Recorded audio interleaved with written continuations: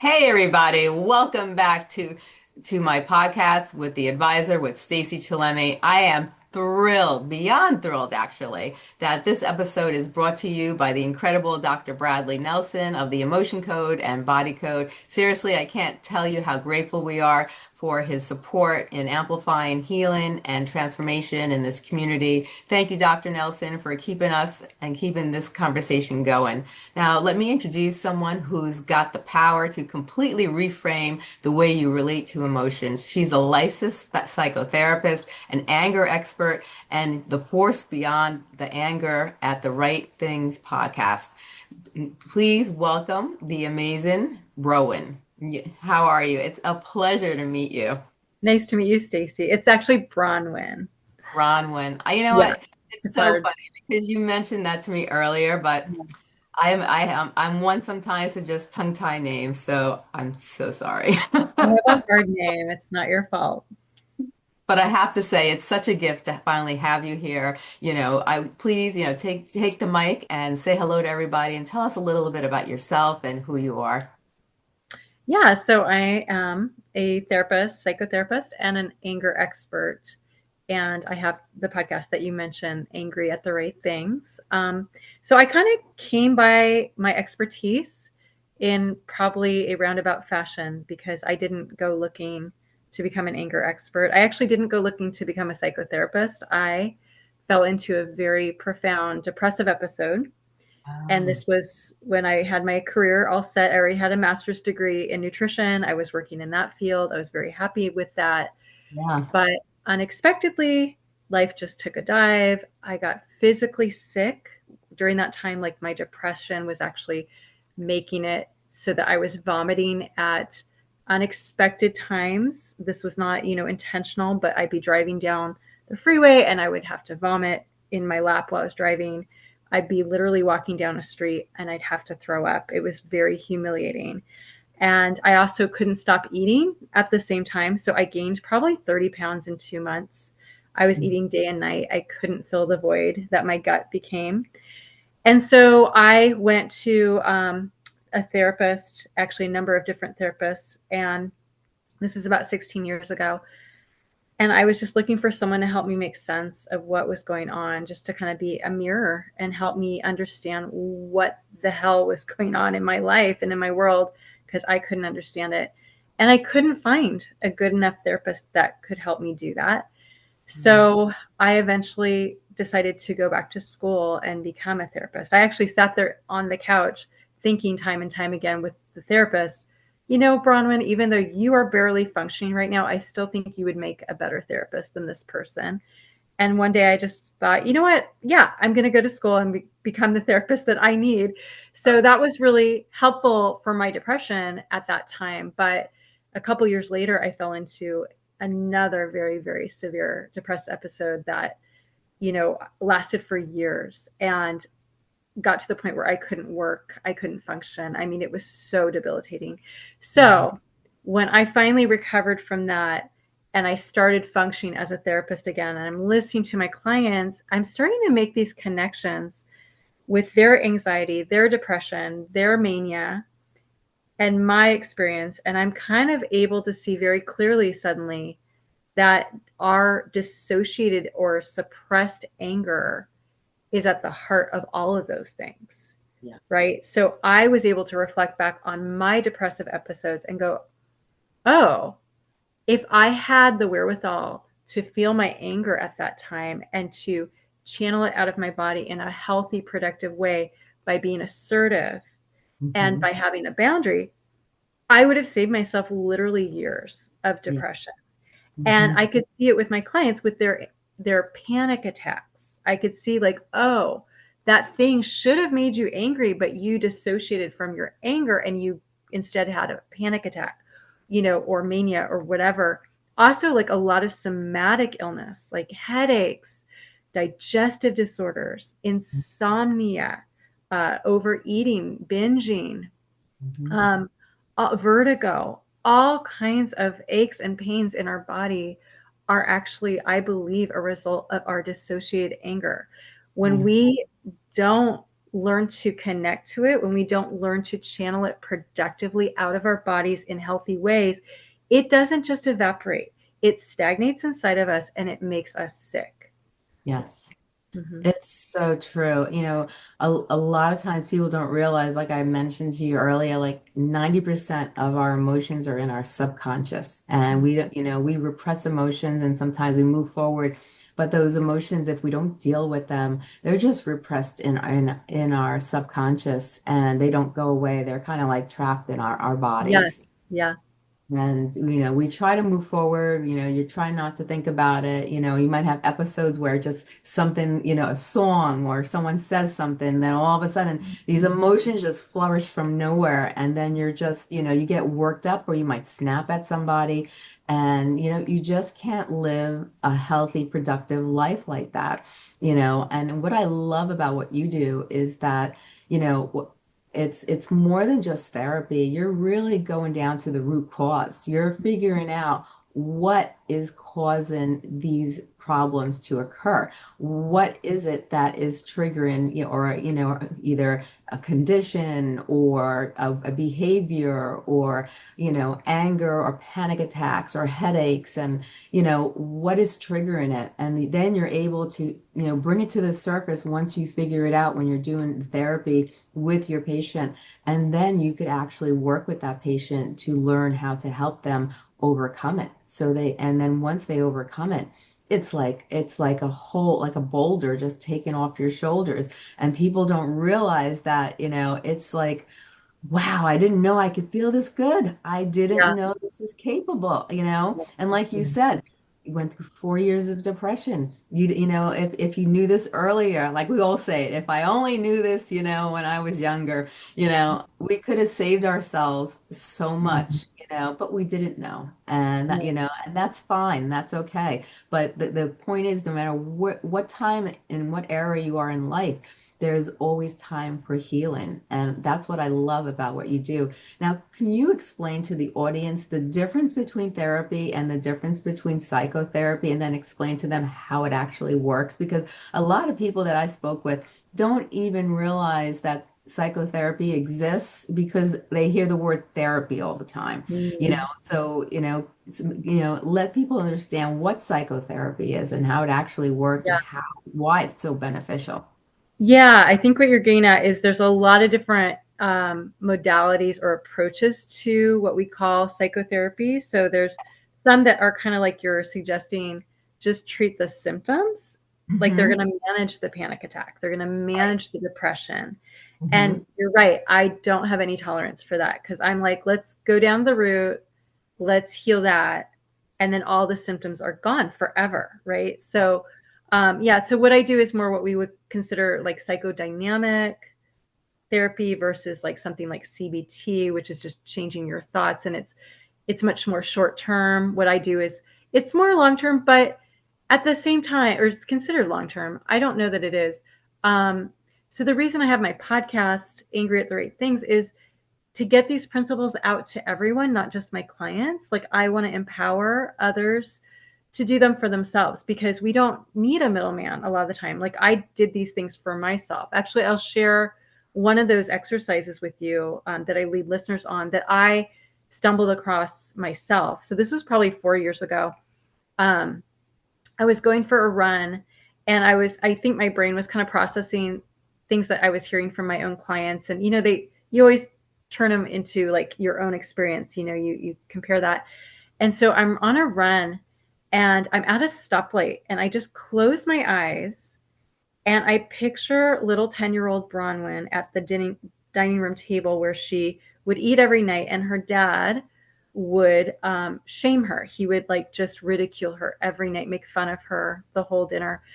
And I pictured that and I pictured my adult self entering that memory and going down to little Bronwyn's level, looking her in the eye and saying, little Bronwyn, I see all that shame that is being created for you right now by this father. And you know what we're going to do? We're going to put it all in this big cardboard box and we're going to give it back to him because it's his shame, not ours. Yeah. And we're going to say, here you go, Dad. Return to owner.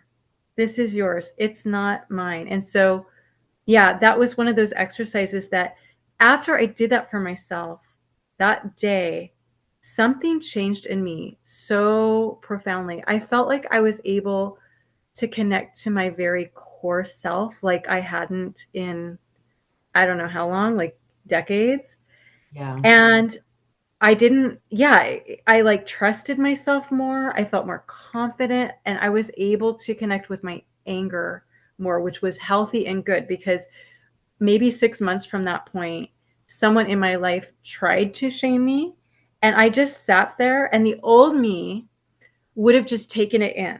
The old me Yeah. would have been like agreed with them. But the Yes. new me, that anger, what it did, I felt angry, and that anger created like this protective force field Hmm. between me and that person, and that shame couldn't penetrate. And I just sat there and I thought to myself, I know exactly what you're trying to do, and it's not going to work. And it Right. was like I was powerful, and that Yes. shame never, penetrated. And so, yeah, when we learn to dislodge our shame for ourselves, we become like a different person. And I think all of us can, we need to participate in that for Yeah. ourselves. Yeah. I love that. I had gotten to a point in my life also where, I would just repress my emotions. If something bothered me, I wouldn't say something to that person. I was feeling the emotions inside, but I just kept it to myself. And I just, sometimes I would just say yes when I really wanted to say no. And I just, when something upset me, I wouldn't tell that person that it upset me. Maybe I'll go home and complain to my husband and he would be the little, I'd be the bird in his ear and going on and on. But, I didn't handle it appropriately. And repressing those emotions just make it worse because the more angrier you get, it just builds up. And then that's why you see some people, they're just like the littlest thing, they burst out and they start yelling because they have so much anger for Yep. not really communicating it the right way, and you could share your anger in a productive way with someone. If someone gets you angry, you could just take a deep breath. Mhm. I that's what I do. I just take a deep Mhm. breath and I rethink, how I want to approach this. And I look at the person's personality and then I say, this is how I'm going to word it. And then I reword Mhm. it in a nice way that's not offensive, but I say it very nicely. And then Mhm. you know what? Sometimes it's a win and sometimes it's not because you do deal with people who Mhm. don't want to, I didn't do anything wrong, I didn't make you angry, blah, blah, blah, blah, And then you know what? You said your piece. And I think for me, I would just walk away peacefully. I don't know how you would do it, but sometimes I feel like your best power sometimes is to have the ability to walk away silently and then deal with your emotions the proper way. But sometimes when you're with people, you can express your anger in an appropriate way, but sometimes it's just not going to do any good, Yeah. because and you have to just say what's the best option for me, so Yeah. I don't handle those emotions inside the wrong That's way. absolutely true. So you're getting on a really good point. Some people are safe people to say, "Hey, Stacey, we said we'd meet at noon and here it is 12:15 and this has happened twice now." So that would be me being assertive, and Mhm. I would be channeling out my anger in that assertion, but I'm not like doing anything that you feel like is angry. I'm Right. just being, a little confrontational but in a kind way. And some people are not safe people. So some people, if I say that to them, they're going to say, well, you blah, blah, blah, blah. They're going to find some reason that I'm the problem, which we call Yes. gaslighting, Yes. and they're going to turn it around. Right. And so those are not safe people. And those are the people, the unsafe people, especially, that make us sick because we can't have words with those people. Those people refuse to listen. They're Yeah. allergic to listening. Right.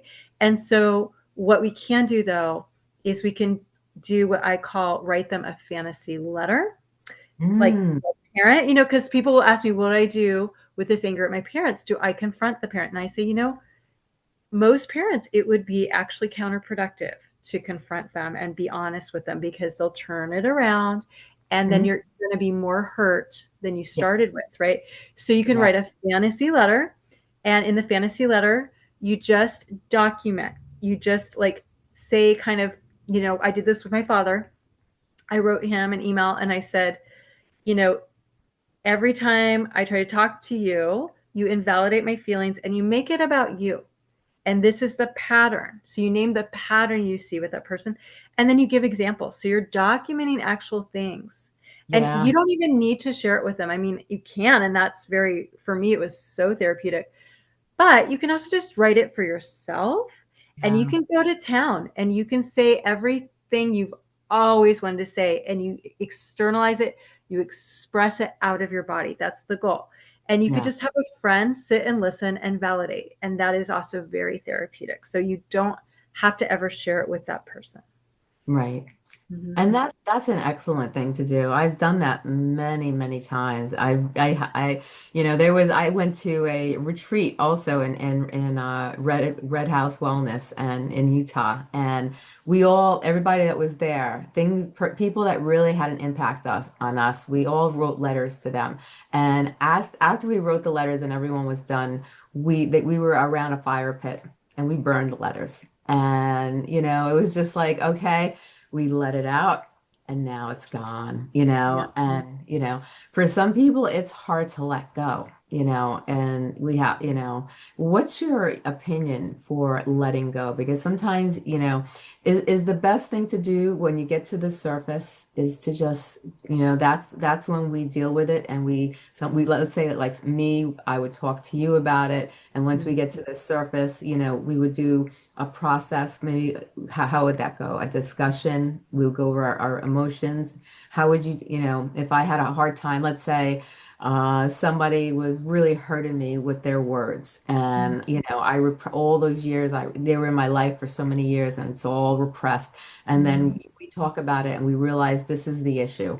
Then what would be the next step so we could actually let it go? Because that's one of the biggest things I hear from people is the letting go part is so hard to do. Yeah. So for like, let's say it's at a parent, and I want to put that out there because usually it is at a parent because Mhm. only a parent can hurt us to that Yeah. degree. So someone who is supposed to love us, that's their job description. And I'm a parent, we all screw it up. We all do. Even the ones who try really hard do, but some don't try at all. And Yeah. so we feel betrayed. That's a betrayal. Yeah. Someone driving on the freeway can't betray us. They can make us angry, but they Yeah. can't really hurt us and betray us like only a parent can, right? So let's say you're coming to me and you're processing the hurt of a parent. I need to validate you. So that's really number one with us moving through it and be able to let go is you need to know that your feelings are 100% valid. And Hmm. feelings are not logical. So, Yes. a lot of parents will come back and say, well, I couldn't for this reason, this way. It doesn't matter. To a child, you're not like thinking logically, you're Right. just feeling. And so we have to go to the emotional level, know that feeling is absolutely valid, regardless of what is logical, in that way. And then I would say letting go, especially with a parent, we have to get to a place where we give ourselves our own approval. Because if we don't do that for ourselves, we will be chasing that parent's approval way after they die. We'll still be like beholden to them to Hmm. win their approval. And when they die, we're going to have a much harder time than Yes. someone who has brought that for themselves. They've given themselves that closure, given themselves that approval that they needed and didn't get it from the parents. So like when my mom died, I was sad a little bit, but I was good. But so we need to do that for ourselves because that way we can really finally see the parent as they really were and really allow them to no longer haunt us. Yes. And Mhm. it's crazy because that's so true. I know so many people, and even as their parents are alive, they make decisions according to the way they think their parents want them to do things because they don't want to shame their parents. They feel ashamed if they don't do something because they know their parents won't like it, or and they have to live life accordingly to what the border that their parents put because from the moment we grow up, from childhood, we're born, Our parents are telling us what's right and wrong and what we should do and not do. Then we go to school, the teachers are telling us what we should and not do. Then we go, we go to the working world and they tell us what we should and Mhm. should not Yeah. do.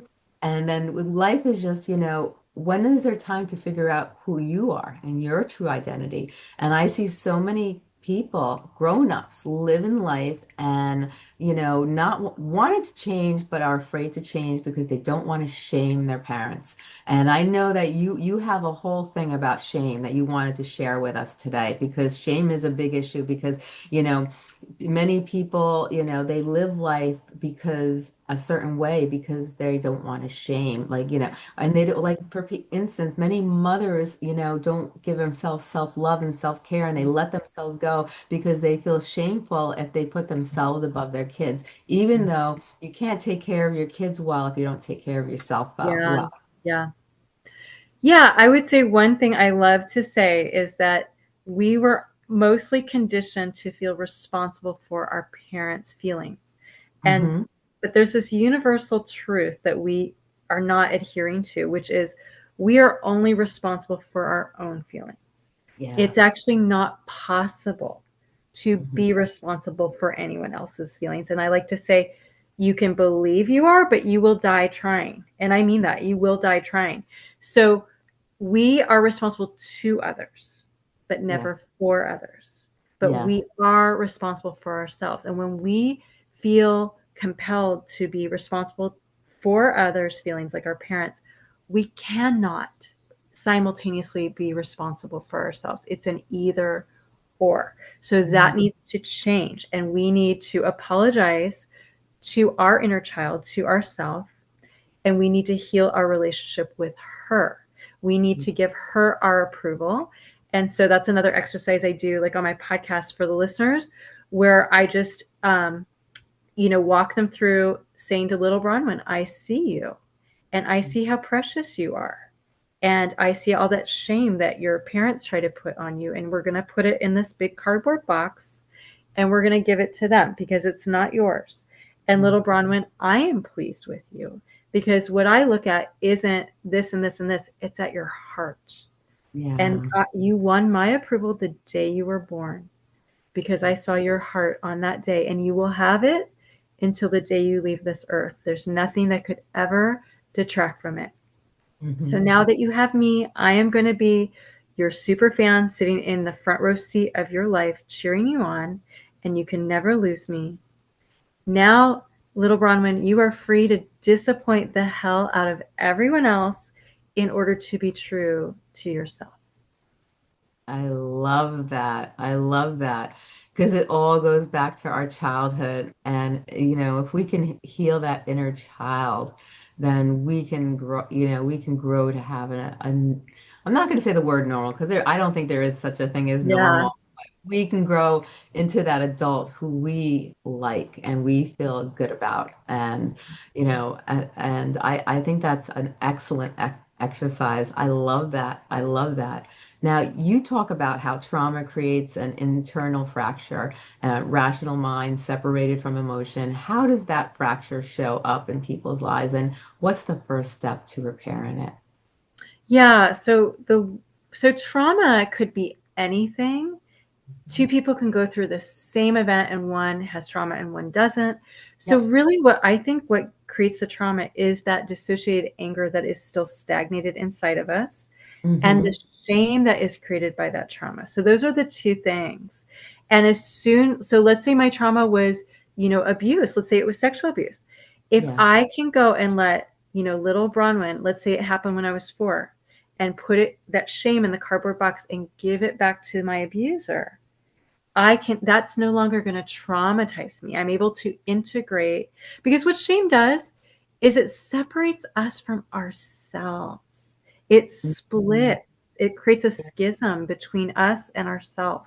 And so Yeah. as I can dislodge that shame, I can heal, and I am healing and repairing my relationship with me. I'm starting to trust me, which is what confidence is. It means trusting yourself.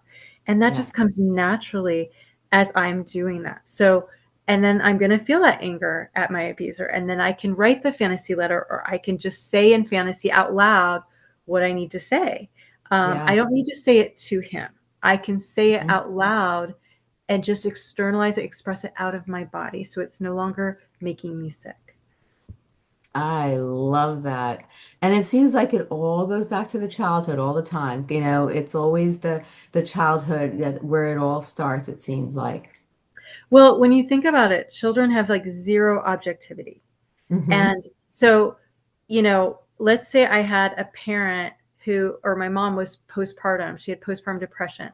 Yeah. Now, as an adult, I can have objectivity and say, oh, she had depression. So she just couldn't make eye contact with me. She Right. couldn't let her eyes light up when she engaged with me. But Yeah. a baby doesn't have that objectivity, or a child. So they think, oh, she doesn't make eye contact with me because I'm not enough. I'm shameful, right? And Yeah. so that affects that child. That's why it is usually in our childhood. Yeah. That's so true. Now, you've had success in helping people transform everything from anxiety to depression and even, psychotic episodes. Can you share a story of someone whose healing started with embracing their anger? Oh man, everyone, everyone. Yeah, when people start to, I call it healing the relationship with our anger. Because we all Yeah. have anger, but it's just a matter of the quality of our relationship with our anger. If we're denying the anger, if we're suppressing it, then we're actually denying our relationship with ourselves. And so as we start to connect with the anger, we're actually healing our relationship with ourselves, and we're doing right by ourselves. We're finally having those boundaries where we need to. Yeah. Mm-hmm. I think also, I think it's very hard for people to create boundaries. A lot of people, for me, it took me probably into my midlife to start, when I started to feel like I fit into my own shoes and I started to figure out who I really was, because I spent my younger years always trying to please others. And then later on in life, I realized, I need to start working on me. What does Stacy want, and once I did that, I started to create boundaries and I also started to say the word no. And Mm-hmm. both Yeah. those two things, a lot of people didn't like because they were always used to me saying yes. But some things I didn't feel good about, or I didn't want to do, or it was too much for me to do. And instead of driving myself, over the top or doing something that I wasn't going to be happy with, I just simply, told the person no, or I just said, not at this time. And I started to put boundaries of, okay, this is how I like to do things, and I don't feel comfortable with this, and we could do this, but I don't want to do that, and I don't feel comfortable, blah, blah, blah, blah, blah, blah, blah, and some people took it very offensively because they were not used to this Stacy. And, some people were fine, and some people said, "Who are you?" And they just, and some people were just mad because that word no, and those boundaries did not set well with them, Mm-hmm. but it We felt have, good. yeah, it does feel good. And yeah, I would just say us having boundaries, us saying no, we are going to lose people, but we're only going to lose the toxic ones. So I say it's a Yeah. great filter to, if we need to learn to be okay with losing those people. We need to see the wisdom in that like, I like to say with a friend like that, who needs enemies? Like,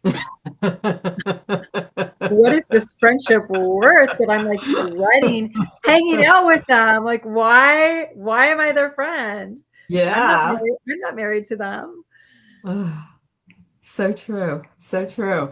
Now, what are some of the myths or misconceptions about anger and that you that you'd love to debunk right now? Yeah, I like to say there's no such thing as an angry person. That's something. Mhm. I mean, there's definitely the people we call the hotheads, that you kind of made mention of earlier, where you're seeing their anger. But if you were to look at those people that get the reputation for being angry, really their true source of their anger, it's usually their parent, and they're in denial and they haven't dealt with that. They haven't Yeah. connected the anger, they haven't processed it. So it's very much ripe in their bodies, and it's spilling over every which way, and it's not fair to anyone, right? Yes. So those are the angry people, but at the same time their anger is valid. It's just not at the right people. And I think we've all been there where, if I'm not getting along with my partner, I'm going to take it out on my child. And we just do. That's what humans do. And so we need to be responsible for our anger. We need to own it, and we need to do right by ourselves by channeling it out of our bodies with the boss or with the partner or with the whoever, so it doesn't overflow onto the people who least deserve it. And Right. we have a saying in psychodynamic therapy, which is depression is anger turned inward, which, I've alluded to already. So is anxiety, so is mania, so is psychosis. So we're also hurting us. We're Yeah. hurting people who don't deserve it when it stagnates inside of our bodies. So that is so true. Now, as we start to head towards the finish line here, now is there one key insight from this conversation that you want listeners to remember, and what would that be? Yeah, I like to say that life is too short to betray ourselves. Yeah. And as we can learn, first of all, I had to kind of deconstruct, coming from a religious background, that is selfish, because I used to think, oh, to be true to myself, that sounds selfish, right? Yeah. There's nothing selfish. It's actually a win-win, because when I start being true to myself, when I stop betraying myself, I'm more alive and Yeah. I'm flourishing. And Mm. when you think of like a tree that is flourishing, it Yeah. creates habitat and shade and shelter and even fruit for thousands of critters and Yeah. humans. So if we start to flourish, there's nothing inherently selfish. That actually, there's going to be those toxic people who aren't going to want to be around us. But for everyone else, we're creating more life and flourishing and goodness in the world. Yes. Oh, that's so true. It's so true. And I love when you say that if they have a problem, then they're probably toxic and you don't want them in your life. Yeah. Because sometimes, we get hurt by people who leave our life, but sometimes it's for the it's for the better, it's for the good, because we don't really want people like that in our lives, because they were, as much as you might like some things about them, when you think about the whole picture, they were really pulling us down. They weren't really pulling us up. But sometimes when you're in the situation, you don't see it till you take a step back and then you realize. It's like that big stone you were saying earlier. Like, you don't know you're carrying a stone until you put it down. You're like, how was I doing that all this time? How did I live with this weight? Right? Yeah. Yeah. I think we get so used to our environment that it becomes natural, and we don't realize that some things aren't good for us. They're not natural. It's not the way things really should be. But then you're around that circle of individuals, your family members, maybe close relatives, siblings, friends that are all doing similar behavior. So you think it's normal. But once you get rid of those toxic people out of your life, and then all you have is positive people and people who really want to do good for the world and good for themselves and others, then you start to really kind of like it manifests. And then you realize, wow, you start to pick up on these things and you start to change, because the more you push those toxic people away and the more you bring positive, good people into your life, you start to change, and you Yeah. become a completely new person, because you want that toxic energy to go away, because it really pulls you down. And then you realize the way things, the better, life could be, if by living a certain lifestyle that, is really productive and healthy and good for you. Yeah. I can't agree more. I've had clients just say, like, they feel like a different person, like a new person. And it's weird. I've never really been into energy or whatever, but I do think there is something about the energy of a person like you're describing, where healthy people are attracted to them, and then toxic people are kind of repelled because they kind of Yeah. sense like, I'm not going to get away with what I want to, right? And it just Yeah. creates this kind of field around you that it changes the atmosphere. It's really amazing.